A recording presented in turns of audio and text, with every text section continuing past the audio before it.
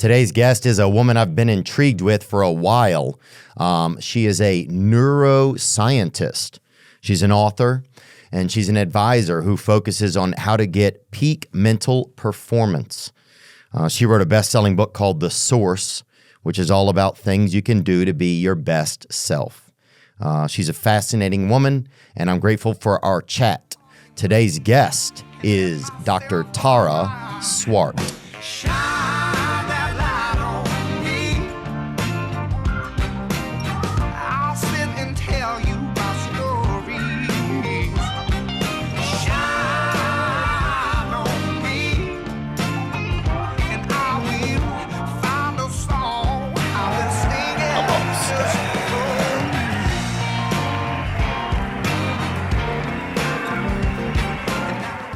Just so you know, all this air conditioning and ice is really playing havoc with my throat. Really? Yeah, because I'm not used to it. So they don't have it in the UK, huh? No. Yeah, sometimes, I wonder, I find sometimes I'll go on vacation and I'll stay in a place that doesn't have aircon, and it's kind of cool because at first I'm like, this sucks. But then, you feel a lot more connected to just the unit. I don't know what it is. The environment, yes. Minimum, yeah. You feel way more connected to the environment when you don't have air conditioning. You don't have all these kind of little comforts, because you're always kind of trying to balance everything for the perfect amount of comfort. That's what I feel like I'm trying to do these days. It's like I'm always trying to, okay, the air conditioner, am I laying the right, when I go to sleep specifically, it's like, am I laying the right way? It's like I have to have so many little things kind of perfectly lined up or everything's not going to be okay, But do you do that thing where you blast the air conditioning, but you sleep under loads of blankets? And yeah. Why? I don't get that. Well, why not just have the bedding that's correct for the temperature that it naturally is? Yeah, I think because people have just gone rogue. People don't know how to people are just crazy like that. Really, they're really sleepopaths, I call them, because it's kind of crazy yeah, you're right. I'm going to put it at 65 degrees and I'm going to bundle up like it's like I'm in Antarctica. Exactly. Yeah. And then the craziest stuff is sometimes you'll see some people have a rainforest, they have an eye mask on. It literally seems like they're being, it's kind of the same thing as if you were being tortured in a country, in a, it's like they've got eye masks, there's water dripping in the back. It just, you're like, this is what they used to do to prisoners, it seems like, Theo, I knew I was going to laugh with you, but I can't believe I've got the giggles already. Do you really? Yeah. Oh, well, dang. I like an eye mask personally because I can't tolerate any light when I'm sleeping. But when you said I have to be in the right position, do you actually know what the right position is according to a neuroscientist? For sleeping? Mm-hmm. And I'm here with neuroscientist Tara Swart, and you're that brain babe. Yeah, you're the lady that knows about the brain. I am. Yeah. And we're happy to hear about it today, and we're happy to have you. Do I know the right position? No, I don't. I sleep. Yeah, tell me how you sleep. Well, I sleep on my side, I guess, and pillow between my legs, holding a pillow, and just kind of hoping for the best usually. What do you suggest? So sleeping on your side is actually the best position. So sleeping on your side is good? Yeah. Okay. So left or right. Mm-hmm. Probably so I like to connect everything back to evolution. So when we slept in the cave, we co-slept, so we huddled together for warmth. And we probably slept on our left side to protect our heart and have our dominant hand ready for an attack. Okay.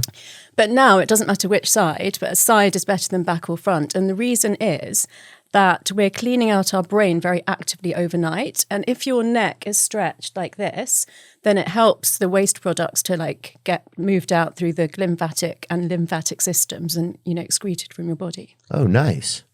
So I'm doing okay. No wonder you've got such a sharp wit. Yeah, maybe.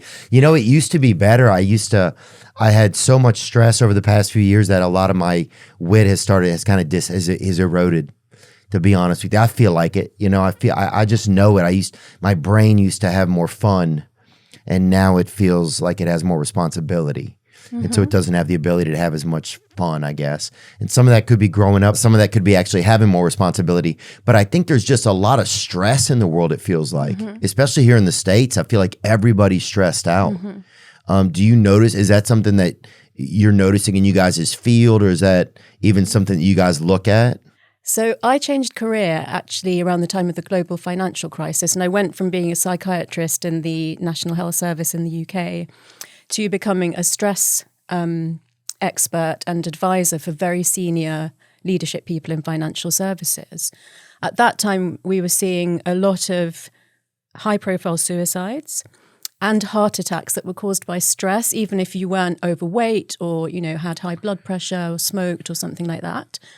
So that was a time where a former psychiatrist kind of could really find a niche in a new career to help, highly stressed people. Then things seemed to sort of calm down a bit, but I think the new normal was just that we're kind of chronically stressed all the time. And then the pandemic happened. Yeah. So unprecedented levels of stress, health anxiety, actual illness, and, potentially people dealing with death. So just took things to the next level and meant that all of us were more stressed than we should be all the time. And the brain is constantly monitoring out, like, our stress levels. There's a hormone called cortisol. Yeah. When that's high all the time, the body literally goes into survival mode. And I just feel like that's how so many of us, if not all of us, are at the moment. Yeah, it feels like that. It feels like everybody's in survival mode. It feels like, why are we like this right now? What's going on? Is it really happening that people are more stressed, or is there just so much more awareness around it that we're also taking it on as like a placebo type of thing? I really don't agree with the latter, because remember, I've been a psychiatrist for 7 years before I even started coaching in this field. So, there were reasons for people to be stressed and us to know about it for a long time. I think what's really changed, at the start of the pandemic, I actually predicted this was going to be a mental health crisis. I also said it could be an opportunity for some kind of spiritual revolution. And I think that's happening for some people. People who are deep into that are really kind of getting a lot out of it. But for most people, the pandemic happened, we came out of it and we thought, okay, everything will just go back to normal. But actually, everyone's social circle shrank. We're more lost, lonely, and disconnected than I think ever before in the history of humanity. I think the genders have become very polarized in a way that's not good for either gender. And I think that people are really struggling with what to do about that, and often doing exactly the opposite of what they should be doing. So using your devices more when actually you should be connecting with people face-to-face more, for example. Kind of also because of devices and, let's say dating apps, for example, just using people as pieces of garbage that you can get through really quickly instead of forming actual deep, meaningful relationships that could nurture both parties. Well, it makes sense. I mean, say if you're looking on Amazon and you see different items, you're like, I don't want this one, not this one, maybe this one, let me read up on it. Nah, yes. And then you are looking on the same thing and it's people, it would make sense that you start to treat them the same way in a way without even realizing it, maybe, especially because of that, some of that phone access. What effects do we see when we're really stressed out that people may not notice? I had an experience years ago where I was extremely stressed. Some people I couldn't even talk to, some of my close friends, just because of the volume or the speed they communicated at. I was like, it's too much. I just couldn't handle it. I was so burnt out. And I thought, though, that I just wasn't working hard enough. That was my first thought. I was like, I got to do better. I'm not doing well enough. And that just burnt me even more. What's the best way to recognize when you're somebody that's at the brink, kind of, before you get there, I guess? I always said that one of the most cruel aspects of any kind of mental health issue is that the first symptom is loss of insight. So that means that the first thing that happens to you is you actually lose the clarity that something is going wrong. So being aware is really important. And sometimes this will come from your friends and family saying, Theo, what's going on? Like, you're working like a maniac and you don't really seem well. Or it could come from if you've had previous experiences. So maybe if you ever got into that place again now, you might recognize it quicker because you've been through it before. For sure.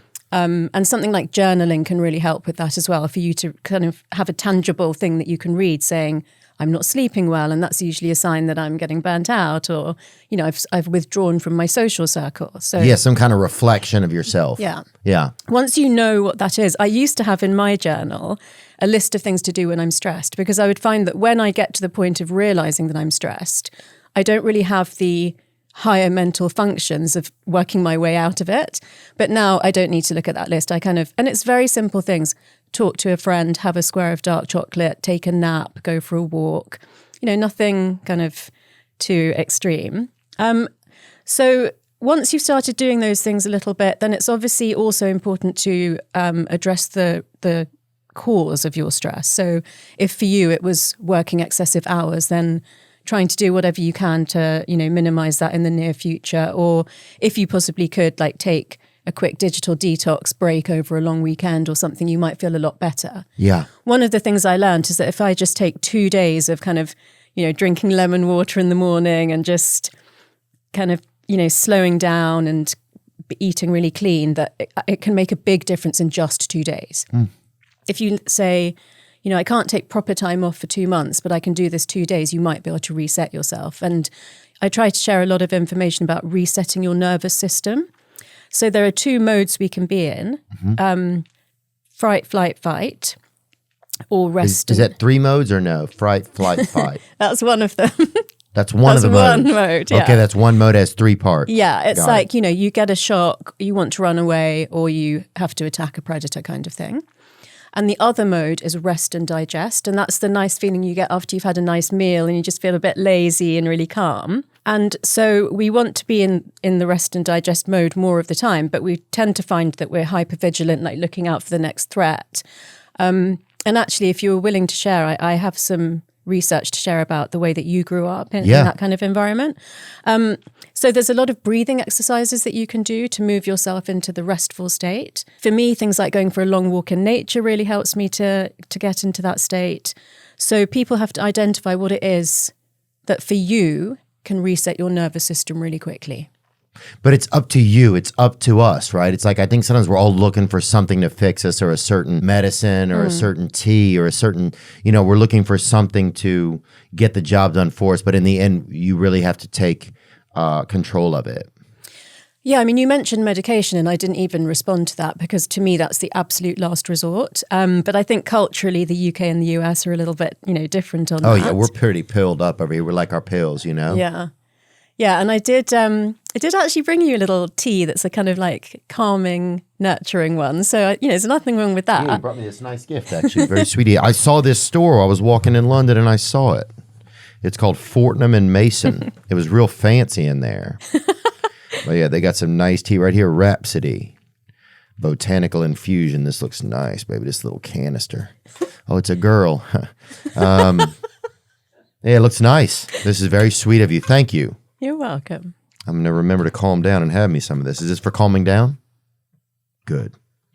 I need it. It's hard. Yeah, it's hard to calm down. It's hard to calm down when you feel like, well, there's also this feeling these days like you have to fend for yourself. I think that's a big feeling of a lot of stress right now, is like everybody kind of feels that. In America, some of the fabric of our society has started to kind of disappear. It's like a lot of things that we felt like people used to feel a sense of purpose from our country, and we're not feeling that now. And so immediately that kind of like gets very scary, because then you're like, well, what do I belong to? And the closest thing you find is yourself or your family. And so those are the things you really start to lock in on, Yeah. I mean, there's 2 things I want to say here. I'll start with myself and then come to you. I have worked very hard to create a large community of people around me that I really trust, that make me feel safe. Although, I agree that safety and peace and freedom have to come from yourself. But you also create the narrative that you have about the world through your experiences and your perception of the world ever since you were a child. But there's a choice as an adult that you can make to change some of that. So I put things into place that I can see every day in my life that make me feel like the world is a safe place where I can take some risks and I can trust, and that could make my life better.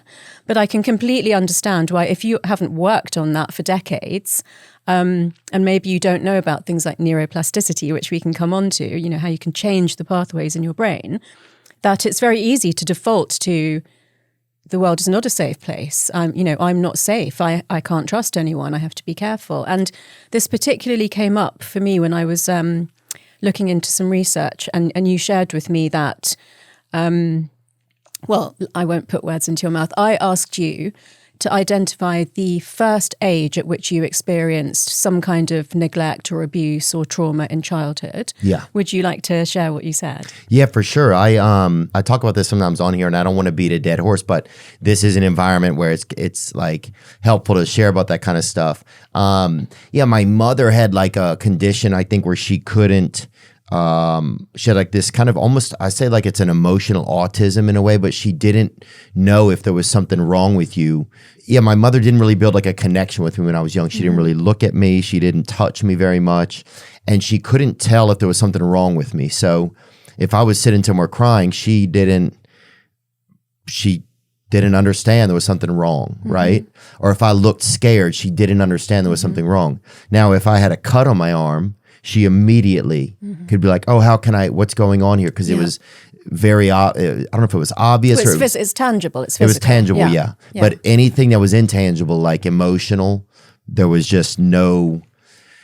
nothing there, you know? And so I think, when I grew up, it was just like that a lot. And so I was constantly in fright or flight, probably. Yeah, and I know that you want to like heal and move on and not flog a dead horse, but I really feel like I can bring some new information to you that could really help you. No, it's good. So there's a psychological sort of construct called psychosocial stages of childhood development. Now, Freud first described this and basically said, you know, whether it's from 0 to 2 or 2 to 5 or 5 to 7, whenever you feel like the first, you know, separation from your parents or illness or something happened, there's a rewiring of that child's brain. And Freud said the outcome is always bad. So something goes wrong. You know, you suffered neglect or trauma. This is what's going to be wrong with you.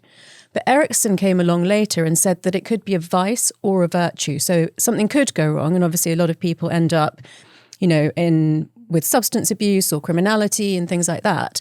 But if you're lucky, if you have, you know, one supportive adult in your life, or you as a child make some kind of amazing intuitive choice, then you can go down the other path. Now, for you, having experienced this from 0 to 18 months, which is the first stage, and then on, it's the vice and virtue are mistrust and trust.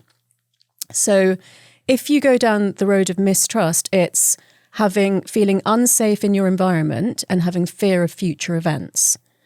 But it's also possible that you could have gone down the road of feeling safe in your environment and hopeful for future events. And the piece I really loved, which is connected to the gift. So after you shared that with me before I flew, I never ever take a gift to someone if I'm going to do a podcast. And I also think it's maybe a slightly strange thing to do, but I just had this feeling in my heart, like I really want to get him a gift. And obviously that shop is like very English, so that made sense. But I walked around the entire store and I looked at every tea, and it has like teas and jams and cookies and stuff. And I finally found that one and picked it. And then I did further research into Erickson.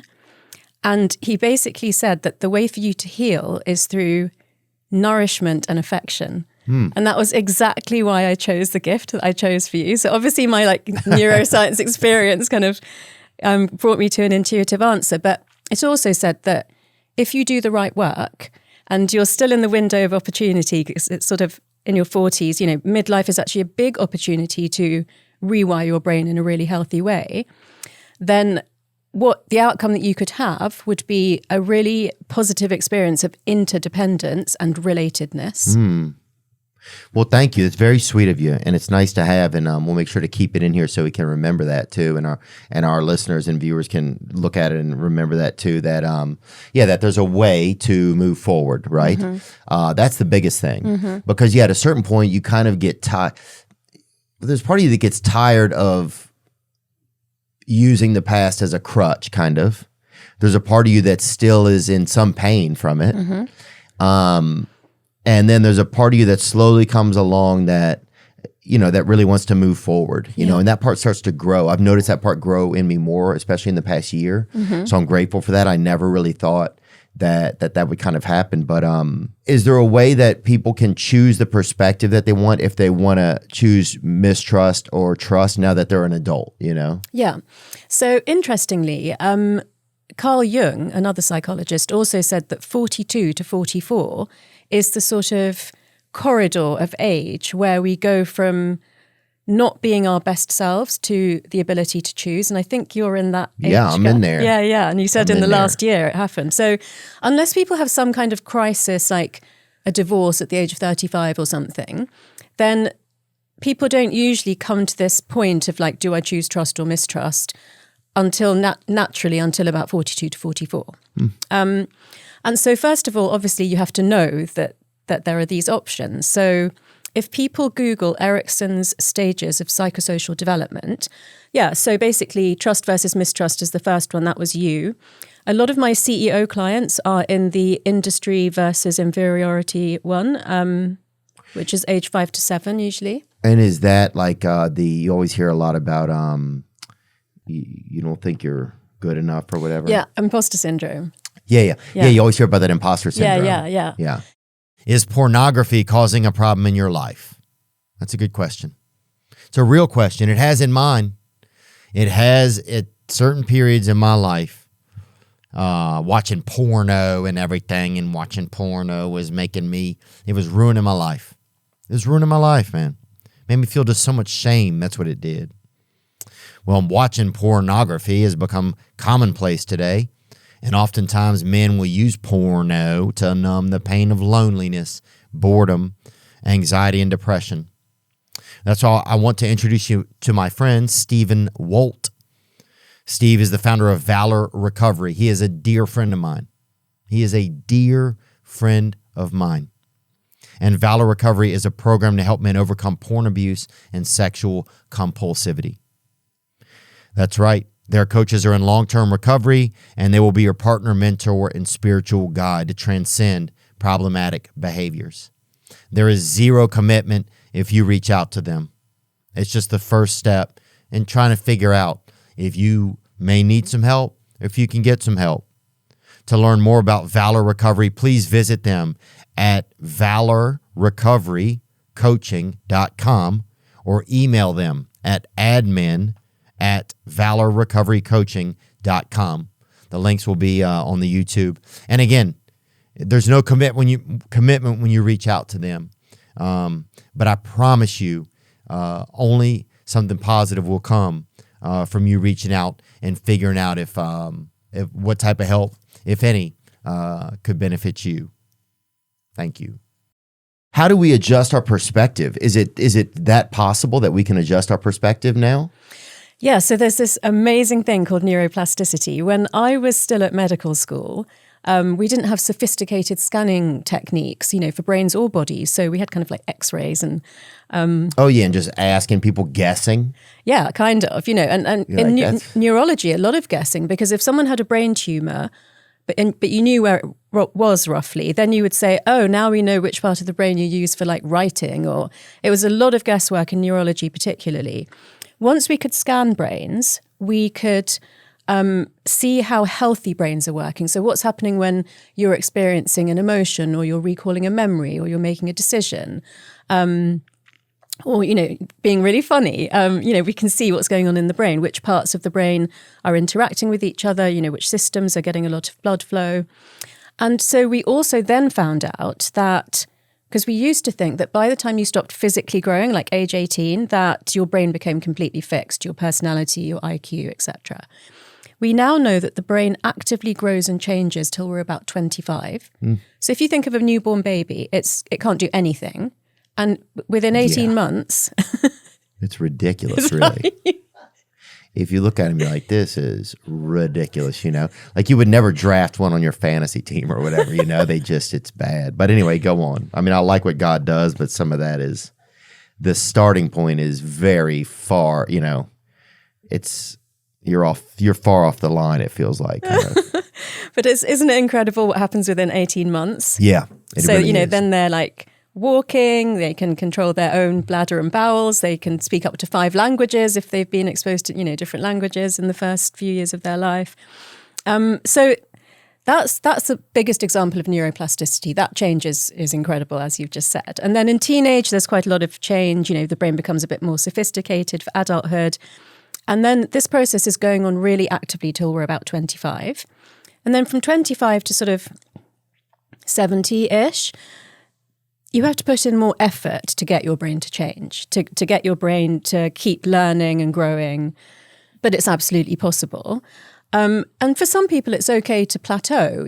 If you get a job that you love and you want to do that for the rest of your life and you married your high school sweetheart and nothing really needs to change, that's fine too. But, for a lot of us, this opportunity to think that you can really change your personality, your career, your community, your resilience throughout your life is like a beacon of hope. So 100%. Yeah, because you start to think, oh, it's too late, but you're saying it's not. No. Wonderful. So once you know about, and also I'm doing that thing about saying so the whole time, which I'm going to start doing. Do people say it a lot? Yeah. Who does? Americans? An American producer told me that everybody does it. Says so? Yeah. I don't know if we do. We might. I don't know. I don't know that much, but anyway, I'm hopeful that you know what you're talking about because I don't, If you know about neuroplasticity, that means that you have some options to change the way that you behave in the outside world or your thought patterns and your beliefs about yourself. Right. So you're saying there's still a lot of hope. There's still a lot of hope for people from 20 to 75. There's still it shouldn't be anything you feel hopeless about. Mm-hmm. Your brain, you can still, and that's the main thing you got to change. Yeah. And you might be able to identify what that is for yourself. But I think this Erikson's stages is a really helpful one because people can go and look up the age that they were when they first felt abandoned or neglected and then work out what their particular issue is and work on that. But if I was doing a proper session with you, like I do with people, I would ask you, what is the repeated negative thought that you have about yourself? I don't know if it's a thought, but it feels like a belief. Mm-hmm. And it just feels like I have to do something to be worth something. Mm-hmm. That's the biggest one. I think that was always there. Like, whatever I do isn't, this isn't good enough. You're not enough. Yeah.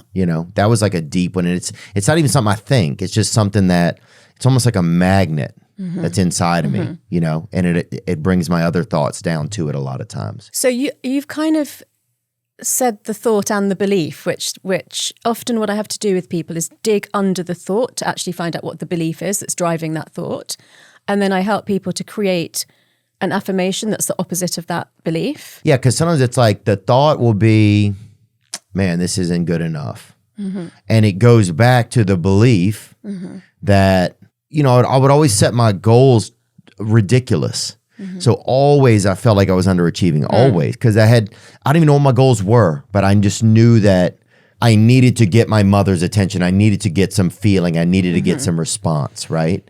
And I would try everything. And nothing worked. Mm-hmm. And so I think it created this thing inside of me where you always have to keep trying. So there's never a piece. You have to keep trying, and it's always never going to work. Yeah, everything you do will never be enough. Yes. Just to even get that minimal piece of attention from your primary caregiver. Yeah. Everything I do will never be enough. And so it started then that kind of went through my life, I guess, So have you heard of a part of the brain called the amygdala? Yeah. So this is where all our basic emotions come from. Like caveman stuff, huh? Yeah. Yeah. And there's that movie, I think it's called Free Solo, about the guy who climbs like a crazy vertical cliff face in Yosemite. Oh, yeah. That guy's really interesting. Have you seen his brain scan? No. Okay, so they found out that basically he doesn't really have an amygdala or any activity in his amygdala, so he can't feel fear. And that's why he'll do things that you and I would be like, I'm not going to do that because I'm going to die if I do that. Yeah. Yeah. So my buddy Jeff was like that. He would always, he would just burn a lot of shit in his house and stuff. And he was an idiot. But, oh, wow, this is that guy's brain scan? This is so cool that you do this, by the way. Yeah, it's neat to be able to see things, Wow, so he doesn't have a fear. So some people have less fear than other people. So fear is actually our most basic emotion. And in this movie, in this documentary, they showed that the reason he could do these crazy things was because he wasn't experiencing fear.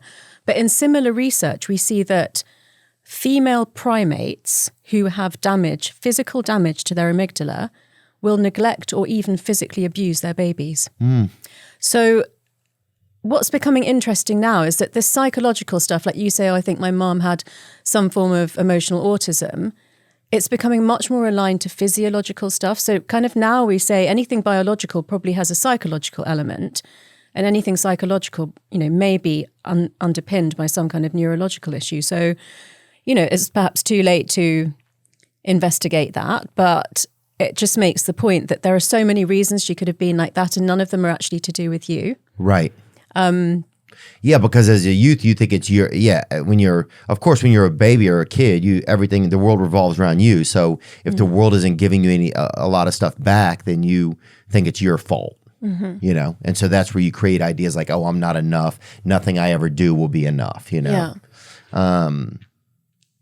And how do you think this has played out in your relationships with women throughout your life? It's been tough, I think. It's been tough. I remember I would be like, I didn't know how long to look at a girl when you looked at them, I would get super nervous. I remember like in my 20s, if there was like intimacy or something, it made me super nervous. I always felt nervous. It gave me sexual problems because just I think just not knowing how to be around somebody, those types of things for sure. And then I think fear, I put women on a pedestal a lot of times.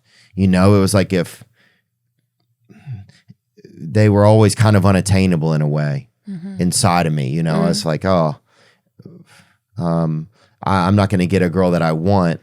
I'm just going to get a girl that, I'll hope the best that a girl will want me, right? So that was kind of maybe some thought patterns. Those aren't all the things that I have today. Some of that is certainly eroded, and I've learned a lot over the years and stuff. But those are some of the things I think, if that's what you're asking about. Yeah. Yeah, I mean, it makes sense because it's basically a mirror of, no matter what I did, I couldn't get my mum's attention. So women must be so far away, I won't be able to get their attention. Yeah. And then if one did, I would I would be overbearing kind of sometimes, you learn all that kind of stuff the hard way. Then you're like, if a girl looks at you one time, or even even if she's just taking her garbage out or whatever, and you're hiding in the bushes or whatever, but even if she looks over, you're like, damn, this might be something real. I would fantasize, before I would adjust kind of my plans. I was like, I'm going to go out of town. But then I'd seen this girl. I was like, maybe I'll stay in town a few extra days. Maybe I'll see this girl again. Just very, I kind of based a lot of my life around the hope that there would be some connection, So that kind of stuff I think wasn't very healthy. And then when I did get a connection with a woman, it was too much. Kind of. It was very hard to lock in on a relationship. I'd always find myself cheating, that sort of thing, Have you heard about this hormone called oxytocin? Yeah. Yeah. So actually, the way that we build the emotional architecture in our brains is through eye contact with our mum. So you didn't have that. Yeah. And you also didn't get physical affection, which, your mother holding you or kind of, cuddling you would induce oxytocin, and that would help to build healthy neural architecture in your emotional system. Yeah. So you didn't have that. So no, the architecture was very limited. It was a damn, it was more of a Hardee's. I felt like that somebody had built, or a Tim Hortons inside of me. It was it was just it was just like more of a kebab shack, than it was like a real fixture of love. It felt like, I was going to say, I don't know what Tim Hortons is, so I couldn't laugh at that. It's just kind of like a joke. drive-through establishment. Okay. It wasn't a real place of there wasn't a ton of value in the architecture, I don't think. But and in your life now, whether it's through friends, family, pets, sometimes even things like bathing or getting a massage, how much physical affection do you get? Well, it's weird because I kind of created a life that's kind of isolating sometimes, because I think that's maybe what I was used to. And then, but now it's gotten better. I do get more massages. I find myself, I am able to lock in a little bit more on communication with women. I feel more confident. I've been done therapy for a long time. I did some ayahuasca seminars, things like that. So plant medicine. So there's been things that I think have helped me, Okay. So for people who are lonely, because I think this is an issue as well at the moment, bathing instead of showering actually gives you oxytocin because you're enveloped in warmth. It's kind of like a hug. So that's one thing that people can do. Oh yeah, when you get out of a warm bath, you're just like, oh man, Yeah. Yeah, you almost feel like a baby kind of. Do you think this is the reason that you sleep with the air conditioning on so high and so that you're wrapped up in lots of blankets? It could be. Yeah. Oh, I notice if I don't tuck the blanket under my feet, then it's very hard for me to sleep. So I'm definitely a very tall baby. I think, Yeah, I think so. So that's okay. I have to remember that sometimes, Yeah, I mean, I'm in recovery programs and they're always like, we're all babies. We're just retarded or not. Or I don't know if people say but we're just babies that are having a tough time, Like if you saw a baby smoking or drinking a coffee, you'd be like, God, this baby is in a bad way. He isn't doing well. Yeah, or the baby was taking Propecia or something like, God, this baby needs some help. So yeah, I'm one of those babies, but I'm getting better. I feel like I'm I'm like a camp counselor of the babies, I'm not as much, I'm still kind of a baby, but I'm evolving out of it pretty quick, I hope. So another tip for you, I'm pleased to hear that you're having massages and therapy. Yeah. But I find that there's a place that talking therapy can't go beyond. And that is trauma that is stored in the body that you're not even consciously aware of.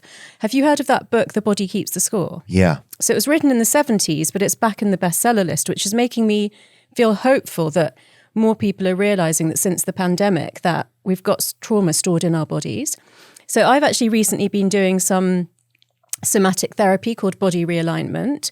And it seemed to be, for me, surfacing emotions that I perhaps don't allow myself to in talking therapy or in regular life. I think there are some emotions, for example, anger, that it's quite still socially unacceptable for women to express. That's a good point.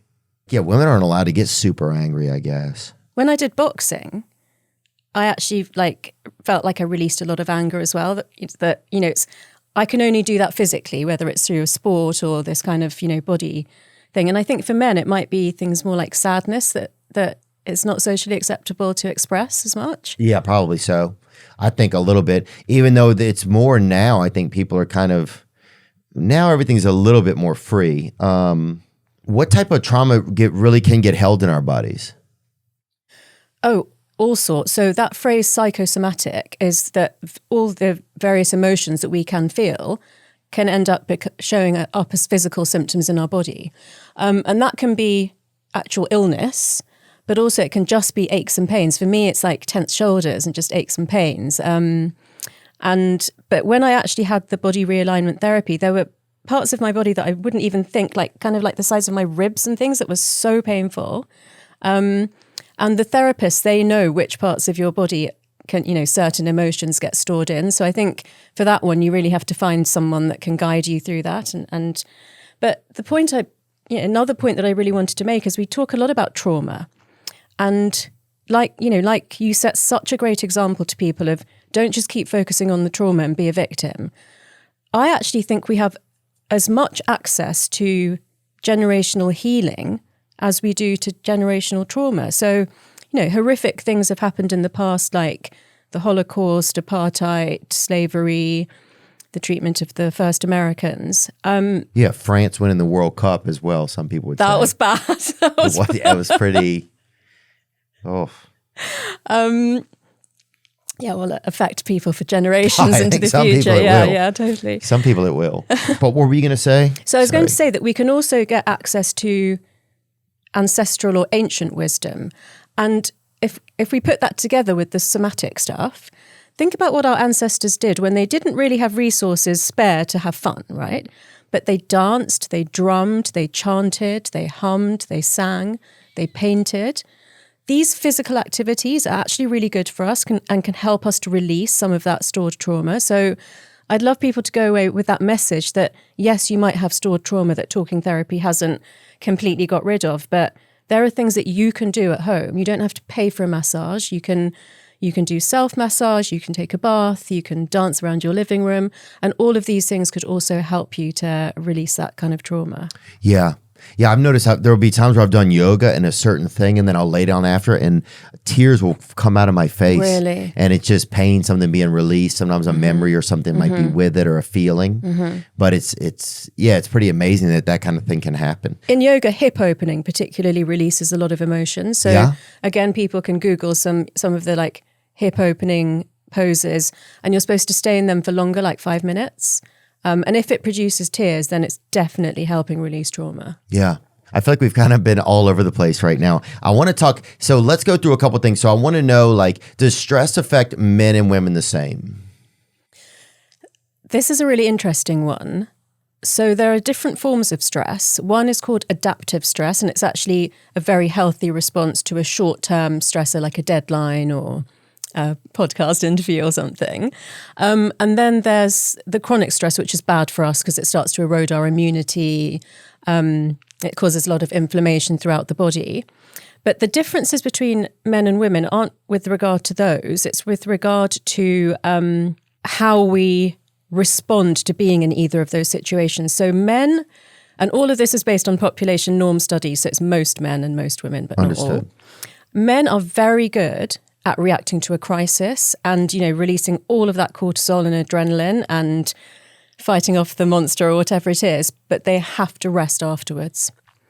Women can actually find ways to recoup resilience during long periods of stress. So they'll still be dealing with the stressful thing, but at times they'll find, whether it's speaking with a girlfriend or taking a bath or, going for a walk in nature, they find ways to keep their resources topped up so they don't have that crash that like more men tend to have. I wonder sometimes if a lot of like, because we have so many, everybody feels so stressed out and it seems like it's such a thing, I wonder if sometimes I think like it used to be we had to literally be weary of like a lion attacking us, it was like really fight or flight. Like it was, but now that's not the case, right? But I wonder if that thing that was worried about everything out here just started to go inside of us because there wasn't anything else out here to fight, really. Yeah, absolutely. The biggest threats to our safety now are psychological threats. So things like your partner leaving you, you losing your job, your friends not liking you anymore. Yeah, the fears started to become internal as opposed to external. And I wonder if we're partially just in a phase of that, like we're it's almost like an evolution because, the lions now are the fears inside of us. Like you're saying, our partner leaving us or us losing our ability to feed our families or a goal that we have not working out or something, losing a job. Yeah. Yeah, the things that you need to kind of keep your basic life on the road that it's on, and not lose the things that make you feel psychologically safe. Are you less stressful if you're in a relationship? Does relationships or like love, having somebody, a family, does that affect stress at all? It depends what kind of relationship, right? Yeah. So, yeah. Good point. Yeah. If it's an interdependent, trusting relationship where, both parties are in it for the long term, then that inevitably will reduce your stress levels. But I mean, what I'm seeing a lot of at the moment actually is, as women, we tend to be having the same conversations that, whether you're in your 20s, 30s, 40s, whatever, of kind of, want to find a nice man and settle down. But just feeling like that desire for commitment isn't the same as it was, basically since there have been apps and stuff like that. But I've actually got some really close male friends, and they've been confiding in me recently that they don't really talk to each other about deep things like they do with me, and that some of them have no one to confide in. Wow. And, lovely guys who I think would make, nice husbands for some of my friends, but have been so broken by toxic relationships that they've been in that they now just want non-committal, casual relationships. And this is where the problem starts, is where a guy says, let's say it was you and I, and you say, Tara, look, I've had all these issues I've just told you about, my upbringing, mummy issues, etc. I can't commit to you, but, we can hang out. But if I'm thinking, well, I'd like to marry you, so I'm going to hang out with you in the hope that you'll get to know me and like me and change your mind. That happens so much, and then it leads to issues, obviously, for both parties when it doesn't work out. So that's an incredibly stressful place to be in, no matter what gender you are. And the outcome only reinforces for both that you're not worthy of love. Yeah, how does it reinforce that? So for the woman, particularly if they're actually being intimate, she will be experiencing a lot of oxytocin. Basically, that happens through cuddling and physical intimacy, but like off the scale when you orgasm. Okay. So she'll be getting more and more bonded to the guy. If the guy has no intentions of this becoming a committed relationship, then he'll be experiencing a lot of reward, like the dopamine, the reward chemical, lots of testosterone. And there's also this hormone called vasopressin, which in both genders is to do with our blood volume and our blood salt. But for men, it's also to do with bonding, social bonding, and aggression, but aggression in terms of protecting and being possessive of your partner. And so if men don't get to have sex straight away, that hormone will build and build and build, and then they'll become bonded to the woman. And then they'll also start releasing oxytocin when they orgasm. So there's better value in creating a relationship if you don't have sex immediately. It will work better for the woman in terms of chances of the man bonding with her, yeah. Yeah, it's like, I feel like and sometimes I romanticize the past, and it feels like that used to be more of the thing, like people would wait till marriage for sex. And so it that had a lot more value to it. Like, yeah, I think sex and intimacy is kind of like I don't know, for a lot of guys, it got replaced by pornography too. I think really damaged it, especially for me. Once I found pornography, there was a way to have a feeling, a connection with a woman that was safe enough for me to be in. Yeah. I knew I wasn't going to be hurt. Yeah. There was some sexual reward to it. Yeah. And I could start it and stop it as I wished. And it was the only kind of relationship I could even really handle, kind of. When I was in other relationships, but none of them were as long as my relationship with pornography, to be honest. Yeah. Yeah. And right now I'm like, I think I'm 77 days off of pornography and 70 days off of masturbation. So I've had sexual activities, but I haven't been touching my wiener or whatever. People that say different stuff, but I'm saying, like, I don't know what they say in your country, topping off the wanking. Wanking or whatever. Yeah. Thinking of the queen or whatever they say, I don't know what they say. Queen takes rook or whatever. That's like a chess move, but yeah. So that's been kind of different, for me. That's been different, but that was a huge thing. How is it different? Well, for one, I quit thinking about it. It's like I don't think about pornography. I don't think about like masturbation. I don't have that weird feeling where like I'll masturbate and then I'll just be laying there like I'm still right where I was, but I've like kind of ejaculated or whatever. Because like sometimes like semen, or some people call it I don't know what people call it or whatever, like party sauce or whatever. I don't even know what people call it, on the street or whatever. But like, I feel like the more I keep it in my body, the more masculine I feel, right? And the more of myself I feel, as opposed to just having a leak of it constantly. It was kind of like I almost had a leak of my masculinity. And I would cause the leak, but the leak would happen. And it was just like a dripping pipe. It was like, you look at a dripping pipe, you're like, but you look at a pipe that's not dripping, you're like, hey, this is some pretty good construction I like over that. here. I love that phrase, leak of my masculinity. So yeah, that's kind of what it felt like, now that I really think about it. And then I start to look at women a little bit. I don't think of it just so much in I've always thought of women in more than just a sexual sense, but the sexual part isn't as strong. It's not like, let me just think about sex. It's giving me a little bit more space in myself to be like, well, let me think about who this person is, and do I really want to engage with them? It starts to give a little bit more value to sex for me, and by that happening, intimacy is kind of created because for one, I have a little more intimacy with myself, right? It's like I respect my intimacy a little bit more. I'm not just masturbating. I'm not just like tossing my intimacy off to some person through a screen or something that doesn't really mean anything to me. Yeah. And so I think those are some feelings in my head that start to happen, and I start to feel a little bit more, I don't know if it's integrity, but it is a little bit more sense of intimacy with myself. That's lovely. So one of the reasons that people resort to things like that, particularly after a breakup, is that the brain circuitry that is to do with unrequited love is relieved by certain activities because they cause the same kind of chemical cocktail. And those activities are things like alcohol, cocaine, pornography. Yeah. Sorry. Yeah. Well, it makes it make sense, right? This is why people Go will to those indulge in things. those. Yeah. Yeah. And obviously they're addictive. So then it becomes something that you need to do more of to get the same reward. Right. And that becomes your relationship. Yeah. Yeah. And so then it's like, well, yeah, of course, other relationships are going to be different because I don't even realize the relationships that I put in front of.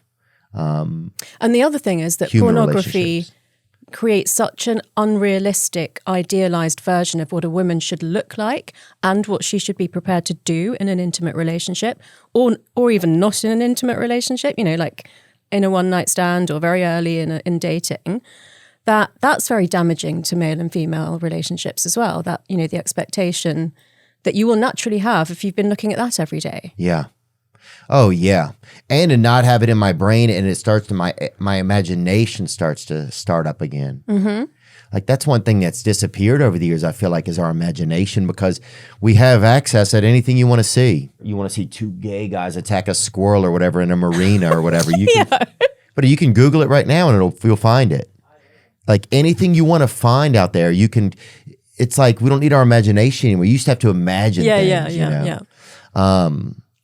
And so that, like, now my imagination starts to start up again, because, I'm not attaching porn to women I meet now, and right there, squirrel attacks twink right there. That is, and I don't know. And that might've been the rebuttal. Who knows where the first attack started, but yeah, so that's something that's been really neat just on this recently that I've been doing. And really seeing some reward from it. Mm-hmm. And you know what's so crazy? For years, I tried like different like blockers on computers and stuff. And I got started with this kind of recovery coach, and he just said, why don't you text me at night? And he said, tell me something that felt good during your days. Tell me something you felt like maybe you could have done a little bit differently. And then tell me how long you've been off of porn and how long you've been off of masturbation. That's, for some reason, that's all it took. And it's just been so easy. Well, it's accountability. Maybe that's it. It's like accountability with somebody that I trust, I trust. And that you respect, because you'll feel like you've let them down if you can't send those messages. That's a good point. Yeah, it's funny. I didn't feel that as much, but I did. I just felt, I was shocked at how easy it started to help me, So that's one thing that's been really nice. Do couples, what is the chemistry that happens in the brain if you're in if you've created you're in a comfortable relationship, or you mentioned earlier that like families have better chemistry if they sleep together. Did you say something like that? Or sleeping under one roof, like a lot of my Mexican friends are always so happy, and most of their families live together. Intergenerational. Yeah. Oh, they sleep on each other's backs sometimes. They just, they're really close knit. Yeah. Yeah. What is there scientific evidence to back any of that up? Yeah, lots. And the research was done on prairie voles. Prairie, like little animals? Yeah. Oh, yeah. Yeah. So, bring up one. Prairie dog. Prairie vole, not dog. Prairie vole, they call them. Y'all make everything fancy. We know what they are. It's not a dog. It's like a little mouse thing. Oh, it is? Well. Let's see who's right. See? Oh, prairie vole. I've never seen that. Oh, dang. That's rodentia. Yeah. Wow. Is that that almost looks like a little bit of a hamster or something, or a little gerbil. Gerbil? Yeah, you don't have them? You got them? Gerbil. Oh, it's pronounced, I guess that maybe the J is silent or whatever. It's not. That gerbil, baby. Look at them. Those are a couple. Oh, I'll make slippers out of them bad boys. I'll make a newborn a set of slippers with them little chunks of warmth. No, those are beautiful. Make your slippers out of the marsh voles because they are promiscuous. These ones are monogamous. They mate for life. Oh, they do? Oh, that's beautiful. And so they studied them and they found out that these are healthier animals? Is that what you're going to tell me? That's a little bit oversimplified. Okay. I would say that the research, so basically that they're the same kind of vole, but some of them live in the prairie and some of them live in the marsh. Okay. And in the marsh, there's plenty of food and shelter. So, why not have sex with lots of other she voles? Because you can. It's partying. It's like being in the city. Yeah. In the prairie, to make sure that your young would survive, it's more advantageous for you to settle down with one Mrs. Vole and protect the children, protect the territory, and share the job of finding food for them. Mm-hmm. So what happens in the prairie voles compared to the marsh voles is that certain receptors, so for some of the hormones we discussed, like oxytocin and vasopressin, and dopamine. So if we were prairie voles rather than marsh voles, then you would get a dopamine hit every time you saw me. Okay. You would choose me over a different vole. Mm-hmm. It's not like a new strange vole. You'd say, no, I'd rather stay with my vole. And you'd have higher levels of vasopressin and oxytocin, and we'd both have more receptors in the reward centers of the brain for those hormones. So we would just feel so good every time we see each other. If we saw the other one in distress, we would want to comfort them. Why did they create more receptors? We don't know why. It's not just that you have more of the hormone, but you have more of the receptors in certain parts of the brain. It's part of the bonding, kind of like increases the bonding, the fact that you've got more of the hormone and more of the receptors, and it's in the reward part of the brain. But actually, it's not just like, if we just hung out together and looked after the babies and fed them and saw each other frequently, that would happen. But sexual activity actually intensifies the wiring. So it's kind of like the genetics and the receptors load the gun, but actually having sex pulls the trigger. Interesting. Wow. So that's why you see if it's a healthy family, then that's why people want to be in a healthy family because it feels good. Yeah. Yeah. Yeah. And the co-sleeping is a different thing. That's oxytocin. Co-sleeping? Yeah, which is like sleeping together, like you two and the kids. Are those people healthier? Or even just the couple sleeping together, because some people don't sleep together because they snore or whatever. Oh, yeah. I know you're talking about people in New Jersey. I know it. I've been over there. The women snore too. Dang.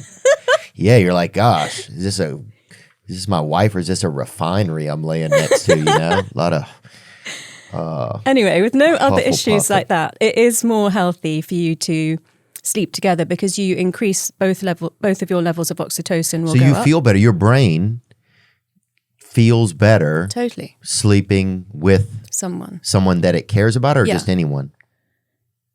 You would get some benefits of sleeping with just anyone, but it's much more if it's somebody that you care about and that you love. And if a family's closer together,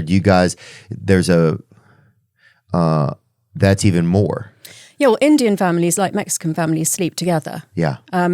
Or at least one of the children, let's say there's a widowed grandparent, one of the grandchildren would sleep with them. So no one sleeps alone.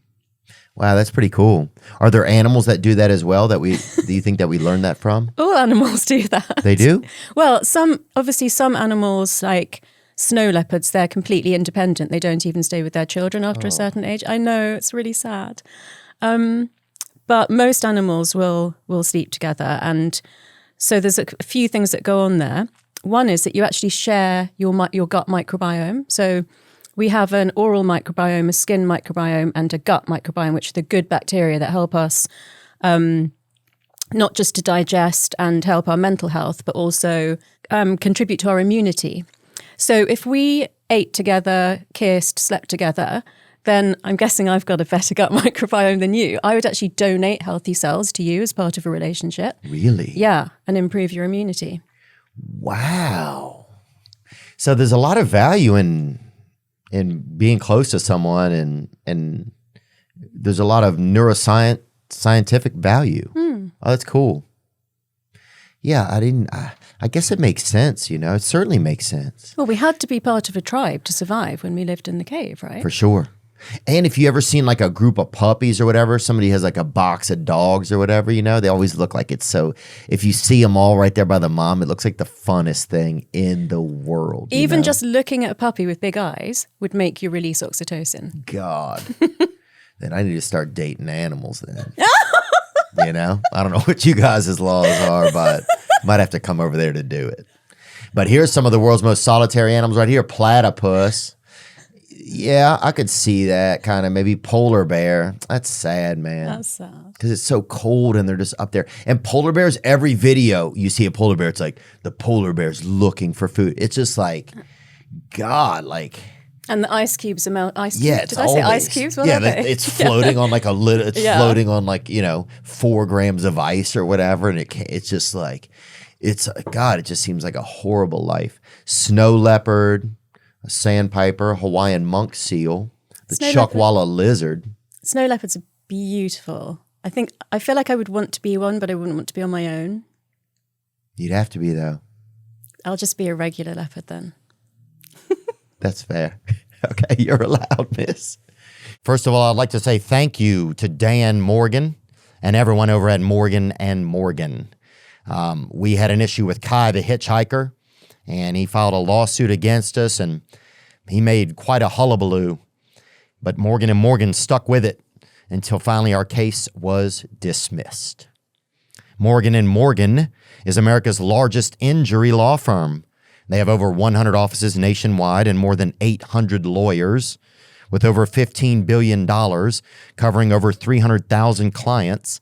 Morgan & Morgan has a proven track record of fighting to get you full and fair compensation. Submitting an injury claim with Morgan & Morgan is so easy. If you've ever been injured, you can check out Morgan & Morgan. Their fee is free unless they win. For more information, go to forthepeople.com/thispastweekend or dial #law, #529 from your cell phone. That's forthepeople.com/thispastweekend or dial #law, #529 from your cell. This is a paid advertisement. What is it about love today that makes it seem like you think it's harder to find? Or am I just romanticizing it? I think that one of the reasons is that we're living so much longer. So to be honest, in cave times where all we had to do was survive to reproduce our genes, you and I, it wouldn't be worth us being alive anymore at the ages that we're at now. Right. So now that we're living much longer and the divorce rates are like 50%, people are looking for that, second long relationship or even third long relationship that they might have in their life. So I think it's just very hard. Obviously, people did stay together for 50 plus years or whatever. I just think society has changed. It's all about, sort of instant gratification and short-termism, and our attention spans have changed because of the internet and smartphones and apps and things like that, and it's just become more socially acceptable as well. So in many cultures, they still won't divorce, but the cultures that we exist in, it's kind of quite normal now. It's a swap meet, yeah. Yeah. It's very much a swap meet, it feels like. Yeah, I know you talked about maybe coming out of the pandemic that people would sense a return maybe to faith. Is there any proof that having faith in a higher power has a positive effect on your brain? Yeah, so having a moderate amount of faith or some sort of spiritual belief is beneficial for the brain, but having none or too much, like fundamentalism, is actually not good for your brain. Really? How does having too much affect your brain negatively? Well, it might become associated with certain levels of paranoia or mistrust or sort of survival emotions like anger or hatred or fear, because it kind of often means that you have to be against someone. Right. So when you get to the point where you're against somebody, or where you're so for just one thing that you're then inherently against other things, it can get, it's not as healthy for you. You advise, in your work, you advise a lot of very powerful people, because I know that you have worked with a lot of a lot of the powers in the world will come to you to help them. What are problems that powerful people have and successful people have, like that maybe would surprise us? Do you think? If you can, you don't have to get specific, but if you want to share anything. Well, the first thing I will say is that the problems are pretty much exactly the same. Whether it was a patient I saw in the National Health Service as a doctor, or as it is now as an executive advisor to like very senior people. And because I'm a stress expert, I do tend to see people who are managing really high levels of stress and complexity.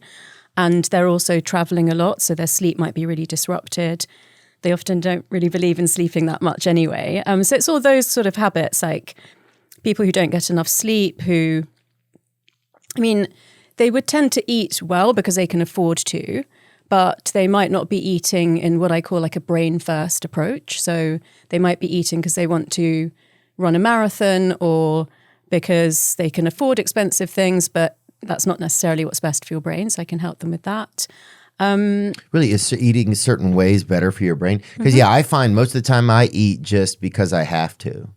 Like if I didn't have to eat, a lot of times I would just keep working or doing something, And I don't eat like a lot of variety of stuff. I'm not a foodie, I guess, I maybe would be once I get married or something. If my wife wants to get something or order something, then I would try something like more new or something. But I'll just usually make a quesadilla or have a smoothie because it's easy. Wow.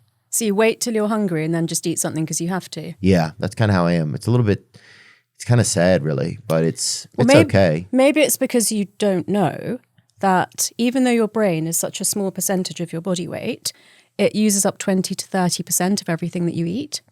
Really? Yeah. Your brain does? Yeah. Wow. So when you're asleep, your brain's using up 20% of what you ate that day. What a thief, huh? It's just energy hungry. That's what we would call it. And so when you're really focused on something like this, you're probably using up about 25%. But if you're under a lot of stress, your brain will take up 30% of what you're eating. Wow. What happens to our brain while we're sleeping? So the brain... Do you know? We know quite a lot more about it now than we did, let's say, 20, 30 years ago, but probably don't know everything. Because we actually don't. Well, we've only recently understood why we need to sleep for 8 to 9 hours. And that's because that cleaning process I mentioned. It's 9 now? 8 hours and 15 minutes is the ideal in the sort of population norm studies. Let's round it up. I'll take 9 if we're willing to do it. 9 in bed so that you get at least 7 to 8 hours of sleep. Yeah. Because that cleansing process takes 7 to 8 hours. And that process is flushing out toxins that are exactly the same pathologies that we see in dementia and Alzheimer's and things like that. So, and they build up due to the daily wear and tear of life, stress and alcohol and, processed food and all that kind of thing. I know there's a big debate in this country at the moment about ultra-processed food, but from a brain point of view, don't eat it. Really? Yeah. It's really bad for you? Really bad. Like, what are some of the effects that processed foods have on your brain? Well, everything comes down to inflammation. So these ultra-processed foods, for your body to break them down, is going to cause a lot of cell activity. And then it's also leaving the waste products from that food for your body to get rid of.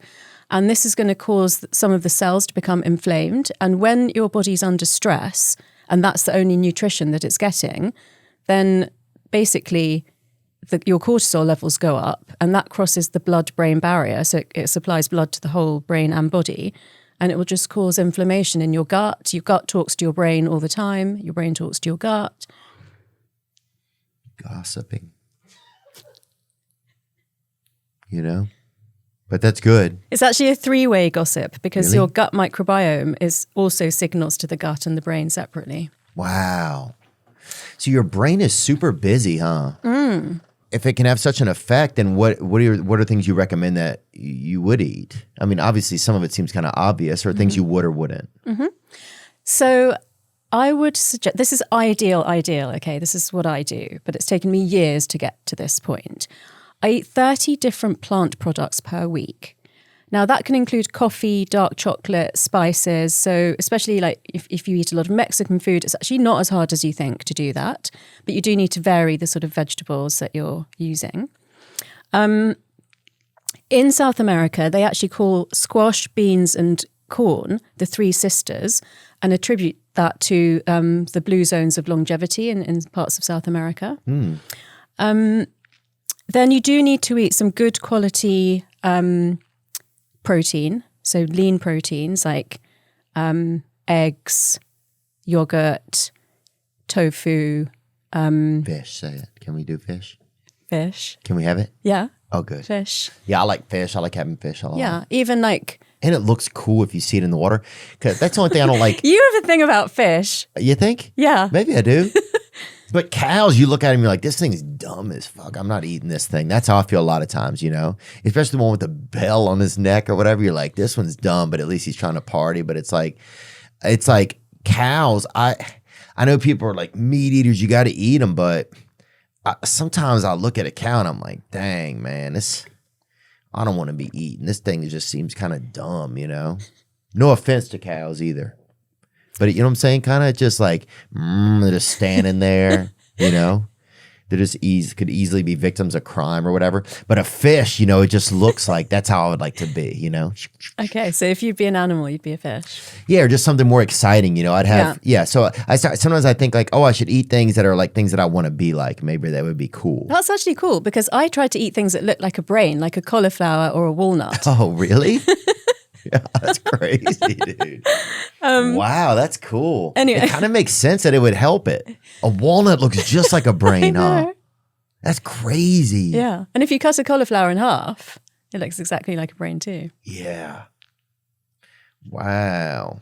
And then the good fats, we can't forget the good fats for the brain. So that is your oily fish, avocado, eggs, nuts, seeds, olive oil, all that kind of thing.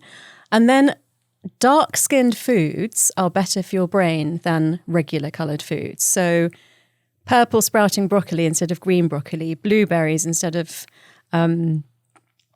raspberries, because that purple colour has antioxidants in the skin of the food called anthocyanins, which really help with neuroplasticity, you know, that process we talked about of changing your brain. Mm-hmm. So, you know, I try to take the purple version of everything, but basically quite just like saying dark-skinned stuff is better for you. Well, I mean, it depends. Yeah.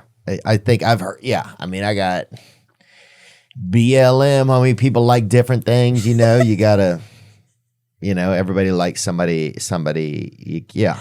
My friend only dates brothers, honestly. And, and there's a lot of value in that.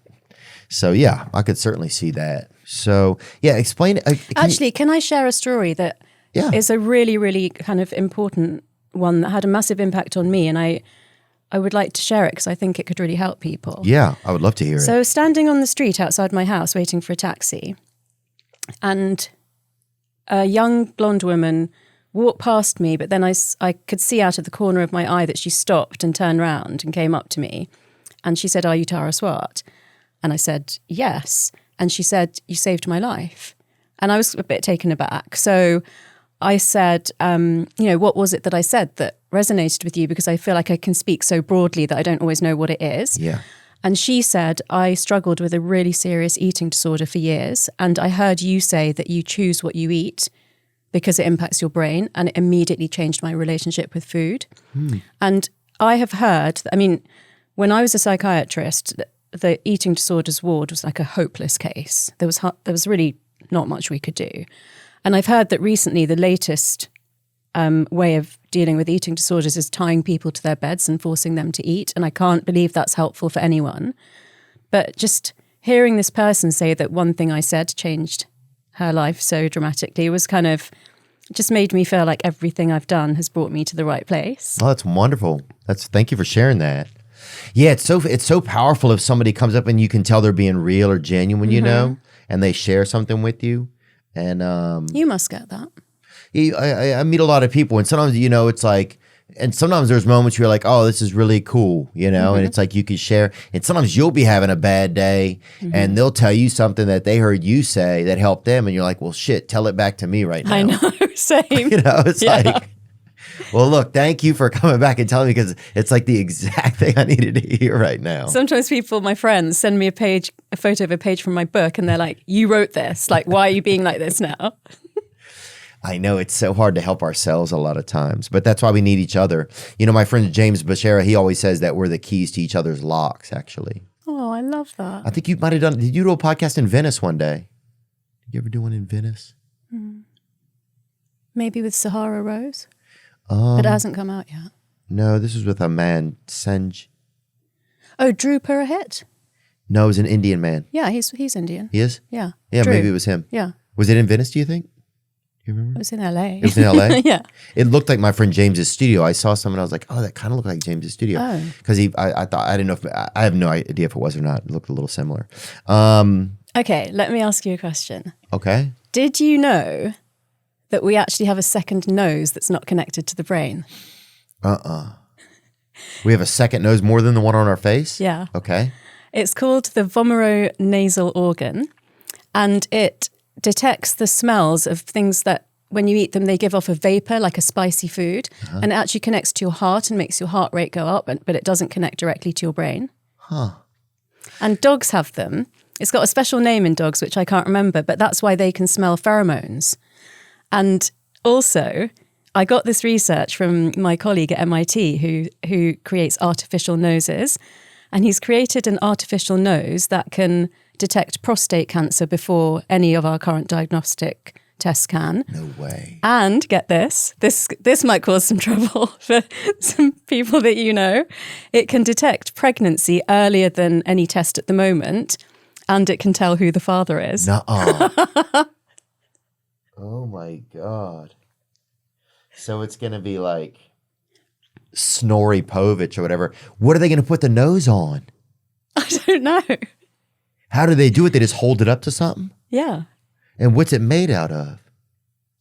I think titanium, but it's connected to a machine, obviously. Okay. Yeah. Wow. So it's a robotic nose that can tell if you have cancer, and it can tell if you're pregnant, and tell who the father is. What? Oh. I wonder how expensive it is. Hopefully you can just put $1 in the back of it and find out. Nano nose. Here you go. Earlier this year, Mershin and his team. Yeah, Mershin. He's my friend. They had created a nano nose, a robotic nose powered by AI that could identify cases of prostate cancer from urine samples with 70% accuracy. Wow. So really like a real piss sommelier or something they would call it, or urine sommelier. Wow, the nano nose. What else can it do? Early detection of lung cancer. They'll start going across the cancers. So cats and dogs in old people's homes, they go and sit outside the door of the person that's dying, and that's because cell death starts to happen before you actually die, and it happens in a certain order, and they can smell when that's happening. That's crazy. Andreas Mershin also told me something, but I can't remember why. So I'm going to say it on this podcast so I can send him the link and then ask him to explain. Okay, fair. Which is that if you inject rabbits with urine from pregnant women, they get their period. No. Wow. If you inject them with urine from pregnant women, they get their period. Man. So next time a pregnant woman's like, I'm not a problem, I'll be like, yeah, but you obviously are into you got sorcery running through your body right now. Because that's crazy. Yeah. That's crazy to think that. Yeah. I never seen anything like that. I wouldn't even do it to anybody. And go back to that nano nose. I want to see what else it can do. That's fascinating to me. And do they show any use of that nano nose?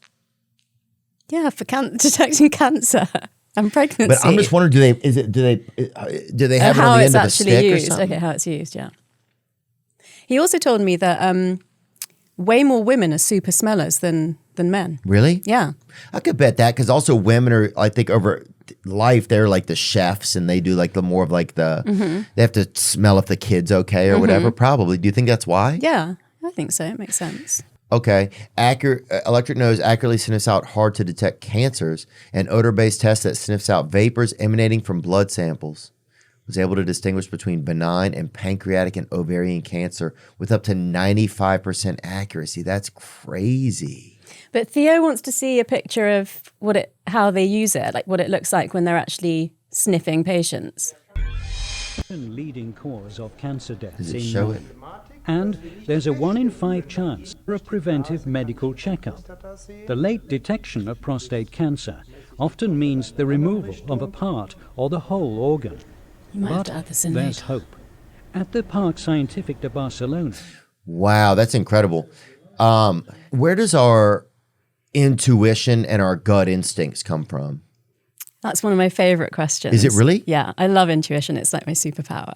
Oh, yeah? Yeah. So basically... Because it's so cool. It's kind of it's like this ghost that's in us a little bit. Yeah, kind of. Yeah, the ghost of wisdom or something. I mean, Andreas Mershon also said to me that things like extrasensory perception, they're not woo-woo. He was actually comparing that to the fact that most people don't know we have the second nose. He was like, there's science about it. We just haven't discovered it all yet. Yeah. You know? So intuition was a bit like that. People didn't, because they couldn't see it. It wasn't tangible. They didn't really take it that seriously. Like, I've been teaching at MIT for over 10 years now. And 10 years ago, senior leaders would say, that's not a sense I would use at work. You know, I'm not going to use that for hire or fire. But then actually the older, wiser guys would say, that's exactly the one I use for hire or fire. Because, you know, I've learned over time to trust it. Yeah. So I honed my intuition by journaling and reading over my journal and writing down every decision that I made. If like logic told me one thing and intuition told me another, and I decided to trust my intuition more and more. You really mapped it out. Yeah. I think I was naturally quite intuitive, but sometimes I was afraid to trust it when I felt like something else was the right thing to do, logically. So what we need to live our normal life is called our working memory, and it's stored in the outer cortex of the brain. And then our sort of beliefs and thought patterns, you know, sort of what we were discussing earlier on, that's in systems in the limbic part of the brain, which is the shape and size of your clenched fist. So obviously yours is bigger than mine. And the cortex is around it. And then through a process called Hebbian learning, which is named after the neuroscientist Donald Hebb, because you can't remember everything that you've experienced in your life, but you have experienced it. So that information, like neurons that fire together, wire together, gets stored deeper in your spinal cord and your gut neurons. And that's why intuition is sometimes called gut instinct. Oh, so that's why you kind of feel it right there. You kind of go there in your brain, like, what is my gut telling me to do? Yeah, like butterflies in your stomach tells you that you're nervous, right? Yeah. But the sense of like, this is the right thing for me to do, or this is the right person for me to date, you might not feel it viscerally, but you'll just get that sense.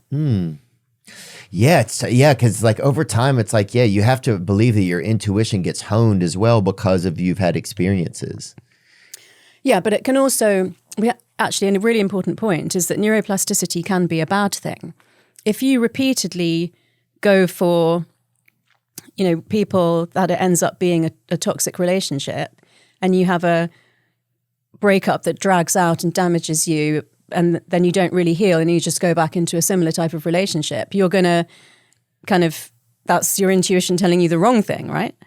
Right, but you're following it. Yeah. So you could mold your intuition negatively as well. Yeah. Oh, wow. Like obsessing over a breakup, that's neuroplasticity. Oh, yeah. Yeah, I used to do that, man. That was the worst. God, I would be so heartbroken, the most heartbroken freaking weirdo ever, dude. Smoking or whatever, and just walking around the neighborhood. What else? How do we change our perspective? How do we is our perspective our brain? So this is called the hard problem of neuroscience, and that is the question of whether our brain is our mind or our mind is our brain. And basically, if we're being very scientific, then our consciousness, which is everything that we think and feel, arises from neurons and chemicals that are physically part of our brain.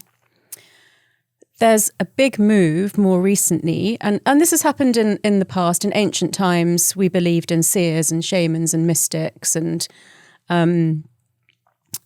things like clairvoyance and claircognizance and things like that. And we've moved away from that in modern times. Yeah, we believe in like a lot more astrology, the moon, that sort of thing as well. Yeah. Yeah. But science is now starting to look at some of this ancient wisdom in a way that we may have actually forgotten things that we knew before that are crucial to our mental health in the modern world. So I mentioned some of those things already, like drumming and chanting, but what we believe now is that our brain might actually be filtering our consciousness down so that we can survive in this material world. But actually, our minds are capable of a lot more than what we, think now. So in terms of perspective, that is all the filters that your childhood and your upbringing have put on how you see the world. And you can absolutely challenge your perspective. It's not your brain. It's a version of reality that your brain's creating. And I have some really favorite exercises that I have that people can do at home. So one is if I have a dilemma, or particularly if I'm really struggling and just feeling like things aren't going to work out, I describe myself sitting here, what I'm wearing at my age, and I ask the question, like, what should I do? Or, what's going to happen to me? Like, when you're really kind of a bit desperate. And then I get up and I walk 7 steps and I turn around and I say, I'm Tara, 7 years older than you. And I've seen what happens in your life in the next 7 years. And I answer the question, I give advice. So that's kind of like... Ooh, that's pretty cool. Thanks. Because you're kind of putting yourself in a place, and then you're using your same self. And my intuition. And your intuition. And who even knows what powers the world grants you if you say, okay, now I'm going to put myself 7 years ahead and speak back to myself. Yeah, it often feels like there's so many hidden abilities that we have that we just don't know about yet. Like even with like 5 senses, it's like, I bet there's 30 senses. We just don't even know some of what they are yet. There's up to 33. Is there really? I went to... Dude, they told us there's 5. Did they tell you that, dude? Well, not at medical school. At medical school, I obviously knew there's more than 5, but I didn't know there's like 22 to 33. They don't trust us with them, dude. I think, you got to, I guess if you go to school, you get more senses. You don't get more. You've got them as well. You've got chronoception. You understand the passing of time. You've got... I got 5, but they give you 5 senses. Yeah. Right? Touch, feel. Touch and feel are the same. Okay. Sorry. My bad, doc. Touch. Taste, smell, sight. Hearing. And hearing. Yeah. Sorry. But there's more than that. Way more. Unreal. Wow. That'd be cool to go through all of them one day. Whenever I come to your country, we'll have to go through all of them. Okay. What country do you live in? You live in London? Yeah. It's not London's not a country. It isn't? No, it's a city. Yeah, told you guys, huh? Enough with the attitude, all right? Yeah. Manchester's the real England. I'm joking. Well, people think different things. Wow. So your perspective, you can do that exercise, or you can ask yourself, what advice would I give my brother? Because it's just about taking yourself one step out of the situation that you're in, because then you can't see the wood for the trees, Right, yeah, you're stuck in yourself. But yeah, what advice would I give my brother? That's a great idea. What advice would I give my sister? What advice? Because it is crazy. You'll give them the best advice, then you'll get off the phone and do the worst thing. Yeah. Yeah. Totally. That's so fascinating. I mean, because some of my advice is like pinned on social media, me and my girlfriend were laughing so much about some of the things that I say. And then in my real life, I'm like, why is this happening to me? I know. It's so funny. I think we all take turns being something that someone needs to hear, you know? Even in the sense that somebody came up to me in the airport and was telling me something, I'm like, oh man, where'd you hear that? And like, you said that. I'm like, oh Jesus, well, I needed to hear that right now. It's like we all kind of take turns, even throughout the day, throughout the moment, throughout the years, being each other's champions at certain little moments, you know? I think that that's pretty remarkable. That's kind of a gift. You've talked a lot about like manifesting and stuff. Do you really believe in it? 100%. Yeah. I've been actively doing it myself kind of personally for 15 or 16 years. And then in 2019, my book, The Source, came out where I shared that more professionally. And the response to that was actually quite phenomenal in making me believe in it even more. Wow. It's a bestseller. Yeah. Yeah, congratulations. Thank you. So cool. Thanks. So cool to write a book and have people want to absorb it. Yeah, tell me a little bit about that manifesting, because we forget about it. We forget sometimes that we're the captain of this ship. Sometimes we just feel like the stream owns everything, you know? Yeah, and I think some versions of manifestation can still make people feel like that because it's about the universe and vibrations. I wanted to explain manifestation through psychology and neuroscience in a way to say, look, it's your brain that's doing it. It's not some outside force. And I think that's way more empowering. And that's what people really liked about it, that I write a lot about vision boards, but I call them action boards because I say you can't just create a fantasy and then sit at home and wait for it to come true. Like, look at how hard you've worked to get to where you are. It's very easy for people to say, oh, I'd love to have Theo Von's life, but you've really struggled and worked really hard to get here.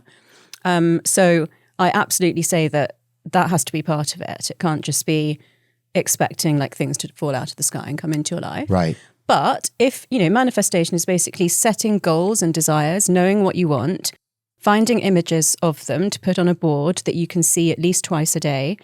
And if it's only once a day, then seeing it just before you go to sleep because it imprints on your subconscious. And it can be very literal or it can be metaphorical, like something that, you could have a horse on there and it could mean one thing to you and something else to me, for example. And basically, I ask people to make this board, look at it daily, visualize these things being true because your brain doesn't actually know the difference between something happening in real life and a strong visualization. And then, yeah. And you won't be afraid of it if you've already visualized it. You won't kind of meet that dream girl and say, oh, maybe I'm not ready. Right. You'll have told your brain that you're ready to take a healthy risk. Wow. So your brain doesn't really know the difference between, say that again? Between something that happened in real life or something that you strongly visualize. Wow, it's the same reason why when we watch a movie or something, we're able to get lost in it. Yeah. We're able to believe in it because wow, so you could create enough of a visualization for yourself if you really were to powerfully start to focus on it and do that and build that ability to visualize something that your brain at one point would have to think it's so true that the world would meet you and put it into your life. I love the way you put that. Wow. Dude, that's crazy. And that's what feels like another sense that to me feels like another sense that like 200 years from now, they're going to be like, people are just going to be manifest. It's just everything, everything's going to be so over manifested. But you know what it is? That's one thing that I feel like there's like some elite people in the world and they really learned that. Sometimes when I see some people who are operating at a very elite level or the deep state or whatever, I start thinking, oh, that's what they're using to the best of their ability. Wow. Yeah, your brain, and then the world is like, oh, well, it has to have happened because they put it in there so much. That's crazy. And what kind of things can you manifest? Off the example, because people write to me all the time saying what they manifested. So it could be a certain kind of home, a relationship, a family, pregnancy, their own career. A lot of it's like quitting their job and actually starting up the business that they've always wanted to do. Travel is quite a big one. Yeah. Yeah. What are some side effects of the pandemic that we never treated as a society? Because that's fascinating to me. We kind of went through it. And like you said earlier, we're just here. And we never looked at, even in recovery rooms, like the shutdown of all of the 12-step rooms and people couldn't go to those meetings killed, there's no way it didn't kill 100,000 people, Oh yeah, at least. Just in those. Yeah. I think there were mental health issues during the pandemic, but there were slightly different ones since. And nobody's really talking about that, which is so scary. I think they involve three sorts of loss. So a loss of your sense of self and your purpose, like who am I, what direction should I be going in? Totally. A breakdown of relationships, whether that's marriages, other romantic relationships, working relationships, friendships. People are more like disconnected and lonely. When some people lost a loved one and had to go to it over Zoom and never even got to grieve it or have the family be there together when they lost their grandmother. Yeah. There are people that were hoping in the next couple of years they would find a love a relationship, and then suddenly there's 3 years where they can't even date. Yeah. And what was the third one? Sorry to interrupt you. The third one was going to be loss of actual loved ones, and grief. And I think one of the things I'm seeing, it may have been creeping up before the pandemic, but it feels very evident now, is the world feels like a really difficult place for young men. The idea of what it means to be a man now doesn't feel clear. And, I've sort of had male friends say to me that, yeah, we're equal, but we're still different. And men, they want to love and protect someone, but it feels like women are saying, I can do everything by myself now, I don't need you. Yeah. So that feels really sad. And that's, I think, happening more in the younger generations than it did when we were that age. Yeah, I think, and some people start to view themselves as men and women. I think some of the gender lines and stuff are getting blurred. And some of that I think is probably good because you want everybody to believe they can do anything, because there has to be some value in being a man, just like there has to be some value in being a woman. We want there to be. I don't want to be with some woman and it's a man, I would like her to be a woman, most of the time. And so it's like, that's a thing. Like, can I put that slightly differently? Yeah. I think it's about having masculine and feminine energies, which we can both be capable of. So I think for a man, men are obviously physically stronger. And so there are things that men can do for women that could be helpful in terms of the fact that they've got more physical strength. Yeah. But equally, men are capable of emotional intelligence and intuition. And it would be nice if that could be more balanced in both the genders. Yeah, because I think in the end, I think it probably goes back to some of our nature too, It's like I think we want to have someone. Sometimes it's like if you don't have somebody, you'll start turning into the thing you want too, which is kind of weird. What do you mean? I feel like sometimes if maybe you're a gal and you're having maybe trouble getting a guy or you're not having success in that world, you might start kind of like maybe doing more masculine stuff, maybe doing like you'll create what you need. Yeah, I guess you have to. If you have to get on in life, you might have to do things that you didn't do if you were in partnership. Yeah. That doesn't make any sense, really. My bad. I didn't know where you were going with that. No, I didn't know either. I was trying to think of an idea, and I thought you were going to say something really outrageous. Oh no, I don't know what I was going to say, but I just whatever I said didn't really make any sense. Yeah, it is tough. I think it is interesting for young men.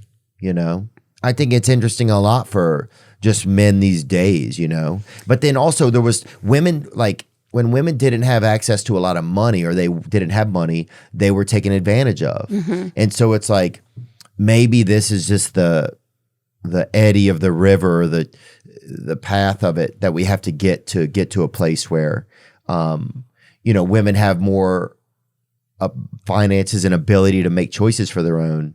And then once they feel comfortable in that space, then they can let themselves just be women again. Does that make any sense? Or I think it's a bit more... Somebody's going to get upset about that. Yeah, I think it's a bit more complex than that. I think we could say that both as men and women, and particularly as parents of the younger generations that are coming up now into adulthood, that we have a responsibility to not emasculate men to the point that they are taking their lives. Because women have changed a lot. If you think since cave times, or even just since the 1950s, women have had financial independence. Women have been able to use contraception. Women have been able to use hair dye. It's completely changed how particularly older women can survive in society and be valued in society. But men haven't really changed that much, let's say, since the 1950s. So there's obviously some sort of evolution or adaptation that needs to happen because things were so unfair before. But I just think we've got to do it in a way that isn't unfair now, if you know what I mean. Navigate it together in a way that men and women can be in harmony. Because when the Me Too sort of conversations first came out, obviously there were a lot of women that were saying, all the bad things about men that they could. And I just kept repeating the same thing. we have to remember most men are good. Yeah. There's no value in us suddenly hating men because this Me Too movement has come up. That's not going to help any gender. Yeah, and that was a huge thing. Every men were scared to look at women. Men were scared to pat a woman on the back even. It was definitely getting real risque out there. I think even things like, should I hold the door open for a woman or not, is a confusing decision for men these I agree. days. I'll be on an airplane and a woman will maybe be about to lift her bag and put it up. And it's like, I don't know. Am I going to get the lady who's like, I can do it myself? Yeah. Or am I just going to get the lady who was like, thank you, Or just lets me feel good because I can do it and I'm able to help out. Not that she can't do it. For a lot of guys, it wasn't that you can't do it. No. It was like, we want to do it. Yeah. We want to be of service. We want to be able to show off a little bit. Give us something we can do, you know? Yeah, and, Like I love it. I think it's I used to have this something. joke. This is a long time. I forgot about this. It was like, I was talking about women want to be men now. Like you see women that are like deadlifting weights, and I'll be like, if you put down the barbells and you look lost for a minute, then a guy will show right up, Like there's something about the thing that you just, you want to be able to be a guy. And I think when it gets confusing as to, well, what does that even mean? Where are you allowed to be? What are you allowed to do? You start. And then also like all the sex toys came out and you're like, well, we can't even, what are we doing?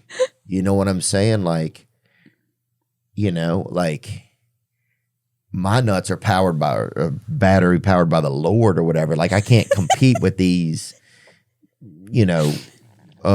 ingenuity or whatever. It's not the same as having an intimate relationship. No, with but it's also affection threatening, when it's like, you hear some in the other room and it just sounds like it should have a fan belt on it. It's like some of these, it's just I don't know. I think that's kind of, I don't know what I'm talking about, but I don't think we should end on this note, Theo. I'm pretty lonely as well. What's something you feel like before you leave that you would like to share with us? Or something else we can think about?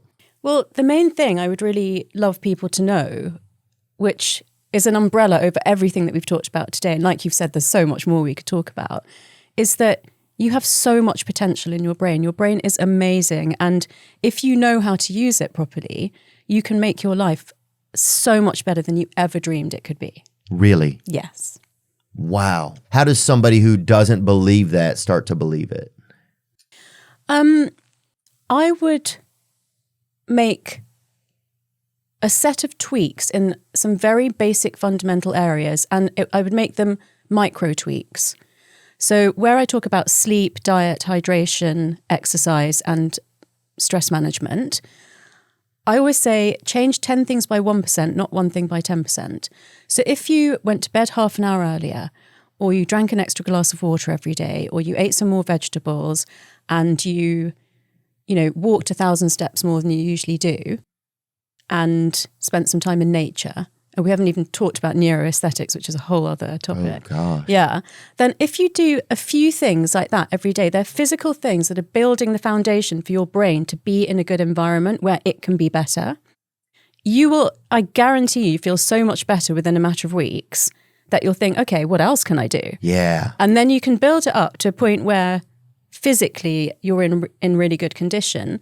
And then you could do a vision board or whatever your goal is. Maybe for part 2, we could ask people to write in and say, this is what I'd like to achieve. How could I do it? Yeah, that'd be cool. Yeah, one thing you said, it's so easy to create a pattern. It feels hard. The first day is a little tough. The second day is a little bit tougher. But then that third day, you're like, holy shit, this is a pattern. And it feels different and it feels cool. And then you get excited about it. And there's nothing bigger I've learned in my life, Tara, than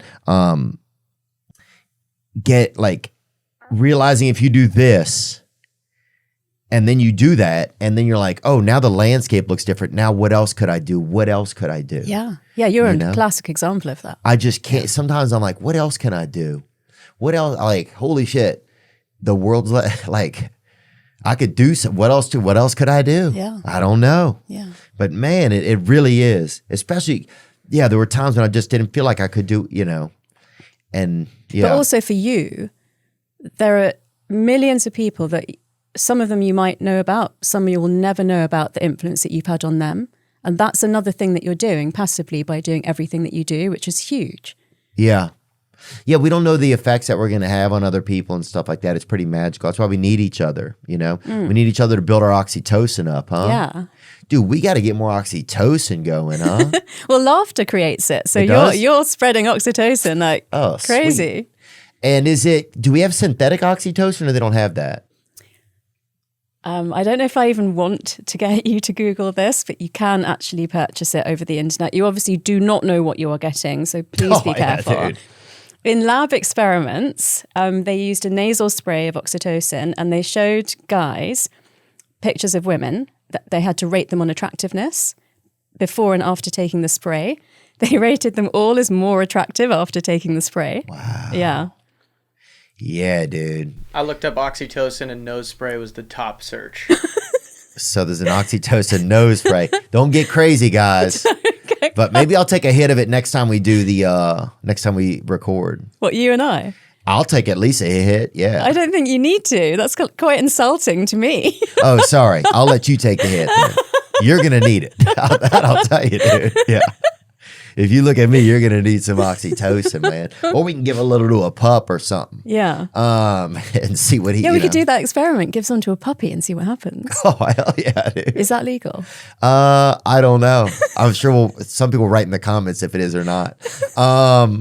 Tara Swart, thank you so much. Your book, The Source, I haven't read it, but I would like to. Okay. You know, so I'm going to keep it on my list of stuff to read at some point. And Thank you.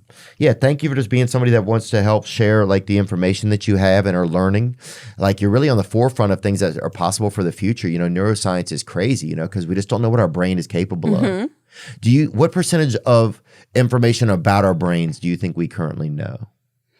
Oh, that's a really good question. It's hard to put a percentage on it, but if I think about how much has changed since I was at medical school, and if I align that with the fact that what we used to watch as science fiction as kids, like a lot of it's true now, I just don't think we know how much potential there is. I think it's big, you know, all I can say is it's bigger than what we think. We're not capable of knowing that yet. Yeah. Yeah, it's crazy because we're not even capable of knowing it yet. That's the wildest thing, man. Is we're not even capable. Like, again, you got to get there. Sometimes you got to get that next place to then see what else is even possible. Yeah, and now with AI and everything, it's, you know, it's just changed the whole. Who knows? Yeah. I mean, we could both be, who even knows? We could be living in an orphanage right now or something. Or who knows? AI can do so many things, you know. So, Dr. Tara Swart, thank you so much for coming. Thank you. Yeah, I look forward to catching up with you too when I'm in your country. I'd love that. Yep. And your book, The Source. Are you still teaching at MIT? Yeah? Mm-hmm. Wow. That's crazy, dude. That's like really MIT, dude. You're I know. Oh, yeah. That was something I manifested that I never thought. Really? Yeah. And that's crazy because I don't even know where it is. You hear about it a lot. You're like, oh, yeah, they're doing something illegal, it feels like, but probably pretty good. Yeah. Thank you so much for coming. Thank you, And thank Theo. you for my wonderful gift as well. Aw. Very sweet of you, love. I'm going to have a little bit of this when I'm feeling a bit down, Mom. Yeah. Good on you, miss. You're welcome. Now I'm just floating on the breeze, and I feel I'm falling like these leaves. I must be cornerstone. Oh, but when I reach that ground, I'll share